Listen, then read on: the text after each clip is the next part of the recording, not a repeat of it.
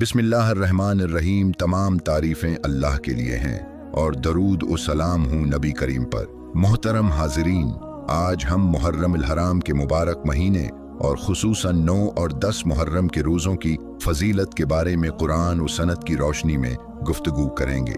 मुहर्रम अल हराम इस्लामी साल का पहला महीना है और ये उन 4 हुर्मत वाले महीनों में से एक है जिनका जिक्र अल्लाह ने कुरान मजीद में फरमाया है। अल्लाह फरमाता है सूरह तौबा आयत 36, बेशक अल्लाह के नज़दीक महीनों की तादाद 12 है जिनमें से 4 हुर्मत वाले हैं। मुहर्रम इन्हीं हुर्मत वाले महीनों में शामिल है। इस महीने में नेकियों की अहमियत और उज्र बढ़ जाता है और गुनाहों से बचने की मजीद ताकीद की जाती है। नबी करीम ने फरमाया, रमज़ान के बाद सबसे अफजल रोज़े अल्लाह के महीने मुहर्रम के रोज़े हैं। सहीह मुस्लिम 1163।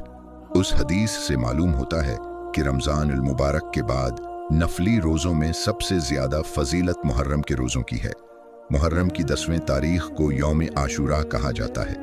ये वो दिन है जिस दिन अल्लाह ने हज़रत मूसी अलैहिस्सलाम और बनी इसराइल को फ़िरौन के जुल्म से नजात अता फरमाई थी। जब रसूलुल्लाह मदीना मुनूरा तशरीफ़ लाए तो आपने यहूदियों को आशूरा का रोज़ा रखते देखा। उन्होंने बताया कि ये वो दिन है जिसमें अल्लाह ने हज़रत मूसी अलैहिस्सलाम को नजात अता फरमाई थी, इसलिए हम शुक्राने के तौर पर रोज़ा रखते हैं। उस पर रसूलुल्लाह ने फरमाया, हम मूसी अलैहिस्सलाम के तुमसे ज़्यादा हक़दार हैं। सहीह बुखारी 2004, सहीह मुस्लिम 1130। फिर आपने खुद भी आशूरा का रोज़ा रखा और सहाबा कराम रज़ी अल्लाह अन्हुम को भी उसका हुक्म दिया। आशूरा के रोज़े की सबसे बड़ी फजीलत ये है कि उससे 1 साल के सगीरा गुनाह मुआफ़ हो जाते हैं। रसूल अल्लाह ने फरमाया, मुझे अल्लाह से उम्मीद है कि आशूरा का रोज़ा गुज़श्ता 1 साल के गुनाहों का कुफारा बन जाएगा। सहीह मुस्लिम 1162। सोचे अल्लाह की कितनी बड़ी रहमत है कि सिर्फ एक दिन के रोज़े की वजह से पूरे 1 साल के सगीरा गुनाह माफ़ फरमा देता है।